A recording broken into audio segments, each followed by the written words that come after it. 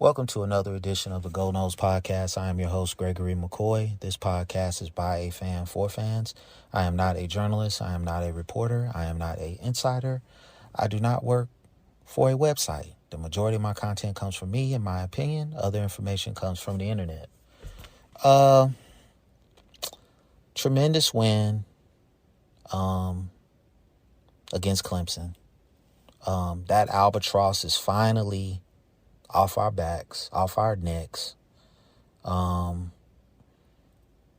I really can't put into words what it means to finally get a win over those guys. They had I don't know if it was 7 or 8 straight wins on us. We haven't beaten them since 2014. So it was tremendous to get that win. I love when Dabo loses. I love when they put the camera on Dabo and it shows him when he's about to lose. It's just like the most excruciating face that you can have when you lose. So I don't feel sorry for Clemson. They've got tremendous talent on that team. They've got, 30, 40 4-stars on that team. I don't feel sorry for them. So they'll get their stuff corrected one way or another, and they'll be sitting at 9-10 wins by the end of the season. So I don't care about Clemson. I don't feel sorry for Clemson. Florida State, Darius Washington at right tackle or any tackle position, to me, he's out of position. He doesn't have the athletic ability, in my opinion, to go up against an Xavier Thomas. Xavier Thomas was eating him for lunch. And I just think it's a total mismatch. Darius Washington will go to the NFL. Okay? He will play either guard or center, and he will be very good at those positions. He will not play tackle at the NFL at the NFL level. I'll just say that right now. Okay? And I understand he's one of the most versatile offensive linemen that you have in that stable, and you have to, use him to help your team. But I just think, and this is going back to the Willie Taggart era, he's never been able to block elite pass rushers one-on-one, and they continuously put him out there against Xavier Thomas one-on-one, and I just don't understand it. So you got to correct that. We had no running game. You had no running game. And you have to give Clemson, their defense is elite, in my opinion. Now, maybe the defensive coordinator is not drawing up the right schemes, but their defense is elite. To hold, a very strong Florida State running game to 20-something yards, that's crazy. They came out there hell-bent on stopping the run. And they was playing one-on-one with the receivers. And why you didn't throw more jump balls to the big receivers that you have, I don't know. For me, in the LSU game, I'm not sure if it was LSU or I don't know. But you found something with that little 2-back thing where Jaheim Bell is the lead blocker. You need to have some kind of variation of that. The screens, in particular, were wide. You could have made a living on the traditional screenplays instead of those tunnel screens. But, I guess I'm just nitpicking, and I got several different things that I want to talk about. I will talk about Colorado.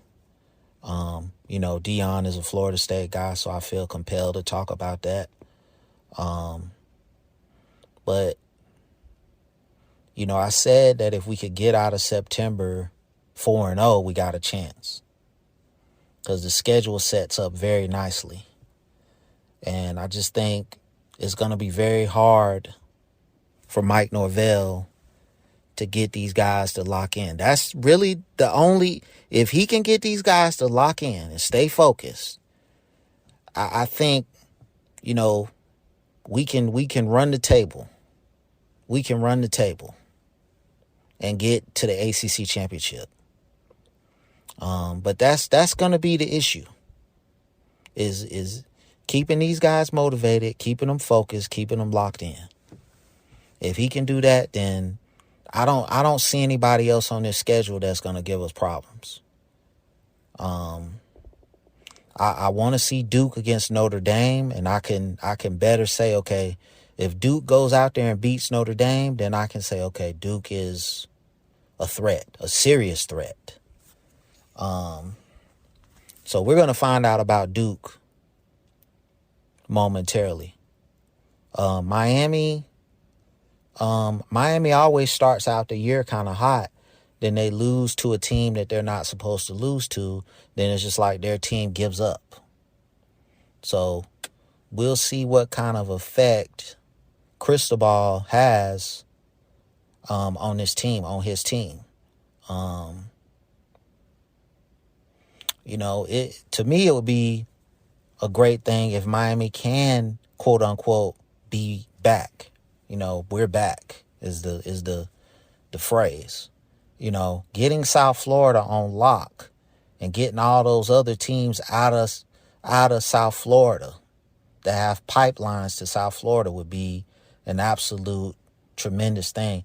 And it's very alarming that you're seeing a lot of Miami players on the sidelines at Colorado. Michael Irvin, The Rock, Warren Sapp. I'm not questioning Cristobal's acumen as a coach, but Warren Sapp is arguably the greatest defensive tackle of all time. And I think his only competition is a current player, Aaron Donald. Those are the two best defensive tackles ever. And you're not welcoming the knowledge that he could bring to the Miami Hurricanes. Ray Lewis hasn't been on the sideline at Colorado games, but it's just like you've got some kind of axe to grind against former players. I don't understand that. I guess Cristobal is saying he don't want help from former players. Okay, that's fine. We'll see how that turns out for Miami. The Florida Gators, I don't know what to make of them yet. I got to see them against Georgia. They beat Tennessee. And to me, the litmus test for them is Georgia. If they go out and they're very competitive against Georgia and it's a close game, then I would say Florida is a serious threat. But I say Duke, Miami, and Florida. And that's it. I think all the other games we should win. But I don't know which Florida State team is going to show up. The LSU Florida State team or the Clemson. The team that played against Clemson or the team that played against Boston College.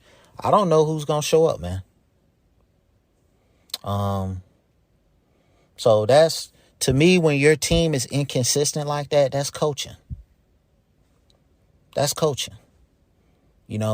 The one thing I will say about Kirby Smart down in Georgia, you don't see lapses in effort. You don't see lapses in players being locked in. He, to me, from the outside looking in, he constantly has the pulse of the team. And he's constantly pushing that button to get them to lock in and focus. And, if I can say one area that Mike Norvell needs to improve in, I would say is there. Other than that, I think the adjustments as far as offensive play calling have improved tremendously. Our defensive coordinator, sometimes I just don't know what he's doing. Because how many times do Clemson have to run that little wheel route or angle route for you to stop it. And I guess the adjustment was blitzing, which was a great adjustment to get Klubnik out of his comfort zone, but that adjustment should have came a lot sooner. And I don't want to be overly critical, but these adjustments have to come sooner in bigger games. Can we talk about Colorado for a minute? I'm a Deion guy, so I'm gonna pull for Deion and his team. I'm not necessarily a fan. I did watch the Oregon game, and they just got dominated. If anything, this should be an eye opener for them. I think offensively, you have to get the ball out of your quarterback's hands faster. That offensive line cannot hold up on a 5-step drop. Some kind of way you're going to have to scheme it up so you can run the football, whether you have to put a tight end back there and run counter or sweep or something. Your running back's going to need a lead blocker. Your offensive line is not good enough to push, defensive linemen. Really, they haven't ran the ball well in any of their games. And you're going to have to get some semblance of a running game if you're going to have a successful season. I don't think you can just drop back and think that your quarterback is going to just win the game every single week. Okay? Oregon showed you that you can't do that. And you're getting to, the heavier competition within your schedule. Defensively, Oregon just ran over you guys.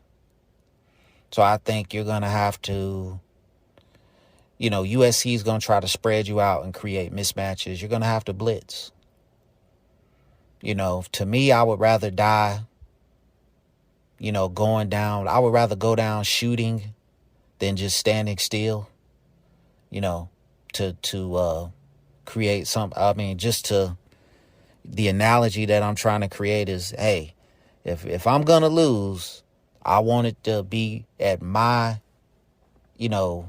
discretion. I want it to be based off something I did, not what they did to me. So I would blitz them. I would put Carmonte McClain out there and just see what he can do as far as man coverage. Travis Jay was not impressive at Florida State. I wish him the best, though. Derek McClendon can't get off blocks. I wish him the best, though. Former Florida State guy.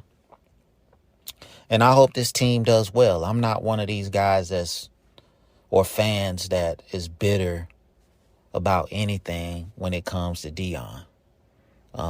I wouldn't be a Florida State. I would probably be an Auburn fan today if it wasn't for Deion, because growing up, it was Deion and Bo Jackson. Bo Jackson went to Auburn. Deion went to Florida State.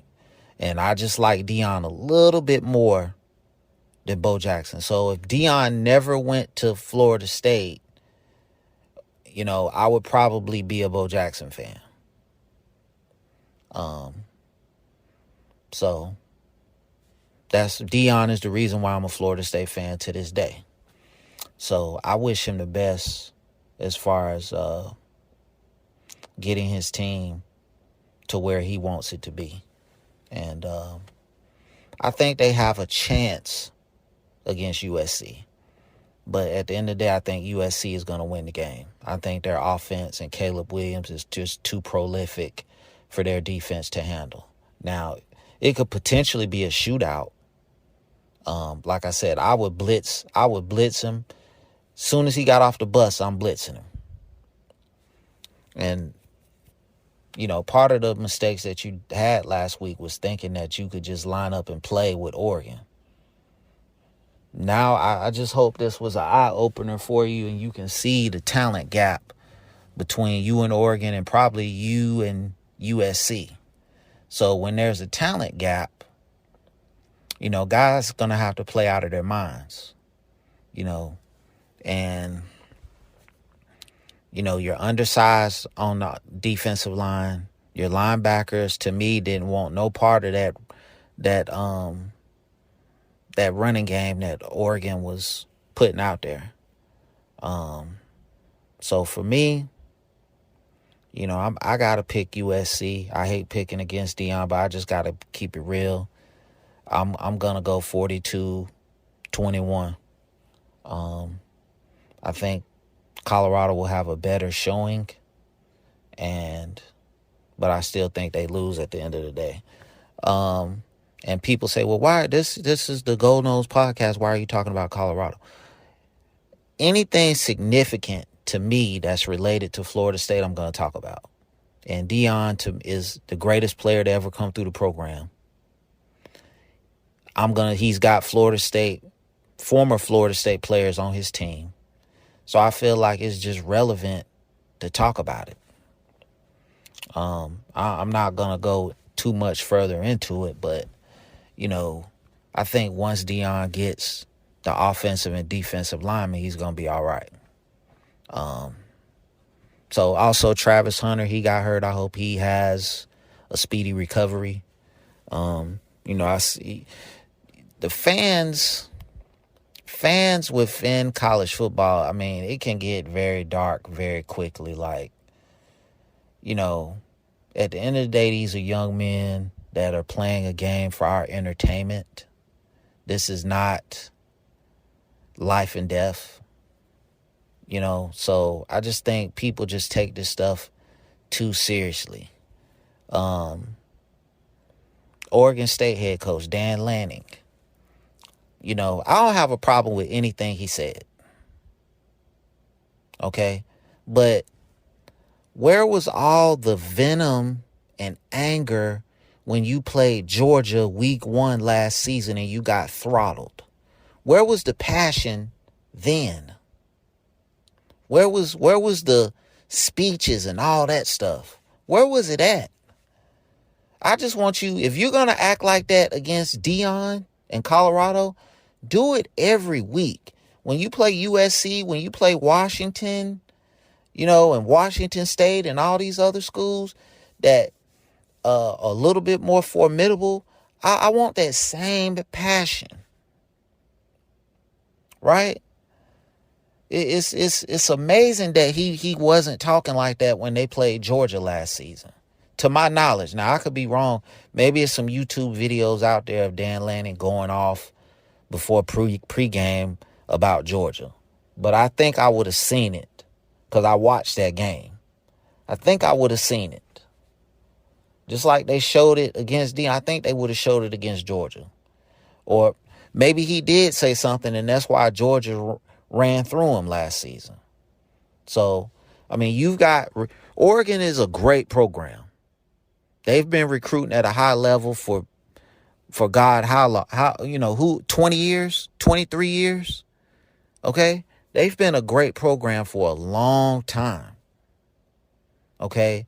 They got the billionaire Nike guy, Phil Knight, behind them.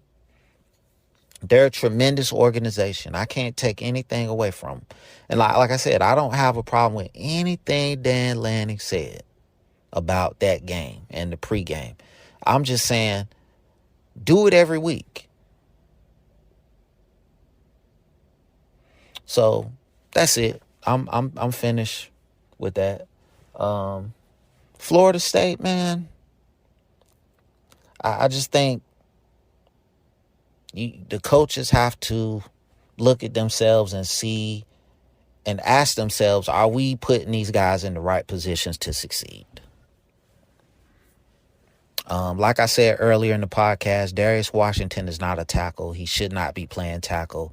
Every time they put him out there, if you haven't noticed, and you go back and look at any of the tapes from any game that Darius Washington has played tackle, the opposing defense puts their best pass rusher on Darius Washington because they know that as soon as the ball is snapped, Darius Washington is going to be on rollerblades.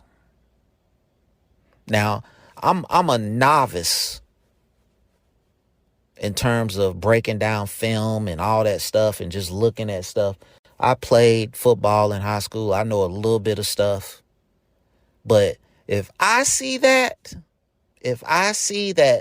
every time he plays tackle, the opposing defense puts their very best pass rusher on him every single time. If I see that, Florida State's coaching staff should see that. He should not be playing tackle. When he will play in the NFL, because to me, he can be a very good center or a very good guard. I think last year he played center. I want to say he played center in the LSU game. I mean, he looked like a completely different offensive lineman.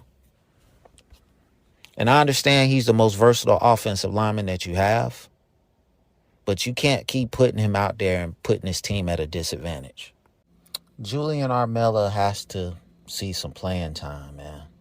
I don't know what happened to Johnson, the dude from the transfer from Colorado, but, you know, what's the holdup with Julian Armella? He was a 5-star recruit, and he just can't see any time for some reason. He did get in the Southern Miss game, and I thought he looked good. I realized Southern Miss is a lesser opponent in terms of talent, but I feel like Julian Armella came in with a lot of fanfare, a lot of hoopla. Why not put him out there and let's see what he can do against an Xavier Thomas? He can't do any worse than what Darius Washington did. And let's be clear. I think, like I said earlier, I think Darius Washington, if he's playing guard or center, can be, I think, in my opinion, I think he could be an all ACC type player at that position. But when you put him at tackle, he's just not that athletic enough to stay in front of an elite pass rusher. He's just not. And I understand you putting him out there at that position because he's the most versatile lineman that you have, but we just have to be smarter. The coaching staff has to be smarter with some of their personnel decisions. So that's really it. Other ways we can improve on defense. I thought the run defense would be improved because you added the dude from Western Michigan, Fisk. And, you know, Farmer has been a surprise, but, I mean, Clemson came out there hell-bent on running the football, and they pretty much, you know, ran it very well. I mean, Clemson has a very good offensive line. I feel like this. If Trevor Lawrence would have been the quarterback on that team, they would have won that game. If Deshaun Watson would have been the quarterback on that team, they would have won that game. Klubnik he's inexperienced. I feel like if DJ would have been the quarterback on that team, they would have won that game. So, you know, we just got lucky. I'm not afraid to say that. A win is a win, but we got lucky, man. We had a lot of things fall our way in that game. But, you know, I guess we're getting to the easier part of the schedule per se. But these are the type of games that we lose. We lose the games that we're supposed to win. So, you know, this is where coaches earn their money. We got Virginia Tech next week, and this is where coaches earn their money. So I'm really anxious to see how this team looks coming off a bye week, and you know, what kind of intensity they're going to have in the running game. Because that last year, that was a staple for Florida State, was the running game. And I just thought this year we were going to be a run-first type team. I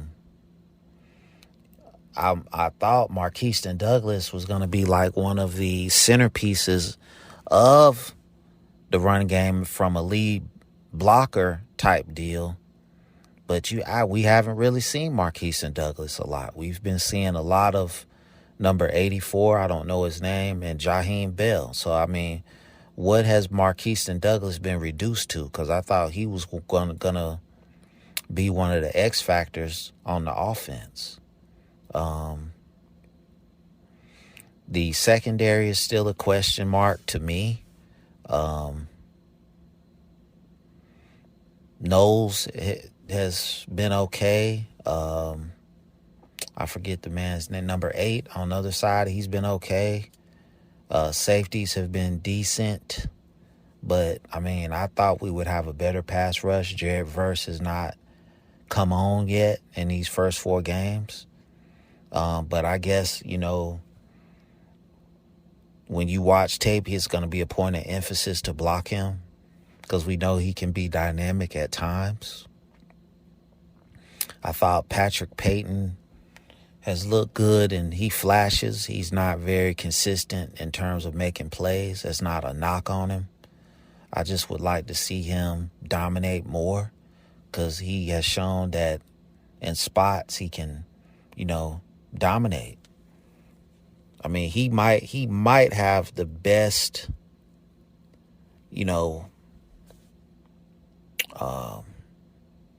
might be the best pass rusher in terms of bend coming around the corner on our team. But I'm thankful to be 4-0. I'm glad we got the Clemson albatross from off our necks. I think that, we got some hard games coming up. I think we can be good until I want to see what Duke does against Notre Dame. Then I can better evaluate Duke and say, hey, this is going to be an opponent that is going to give us problems. But Duke is well coached. They've got good talent. And I'm predicting that Duke will be in the ACC championship, not Miami. We go through this every year with Miami, just like we go through this every year with the Cowboys. They start off great, then they lose to somebody that they're not supposed to lose to, and that pretty much ruins their season. So I'm just waiting for the ball to drop, per se, for Miami. Florida Gators, I mean, the Miami game and the Florida game are going to be hard games just because it's a rivalry, but I just think at the end of the day we're going to make enough plays in those games to get through those guys. But I want them to keep winning, so when we play them, they'll be ranked, and hopefully we can come out on top. I think we will. I think we have better talent than both of those teams. I think we're better coached than both of those teams. And I think we can make a playoff run. I really feel like we can make a playoff run, man. But we gotta be motivated. We gotta be consistent. We got to want it. That's really, the thing. We have to want it. The team has to want it. I think the fans want it more than ever. But the team, the players, they have to want it. And hopefully they can get it done, man. Jordan Travis, better decisions in the Clemson game. I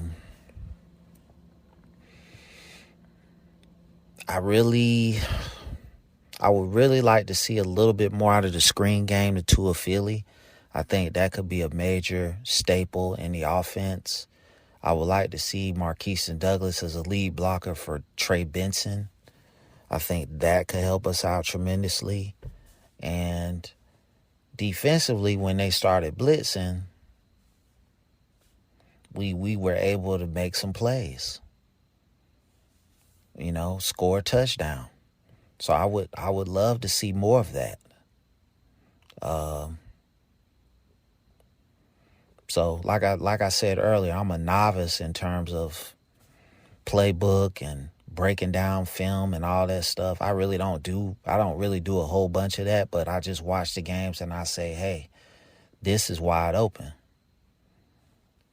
You know, if you're doing something well, keep doing it until your opponent can stop it. So, hopefully against Virginia Tech, we can do that. That concludes this episode. I hope you enjoyed it. It's available on YouTube. It's available on all podcast platforms. And as always, go Noles.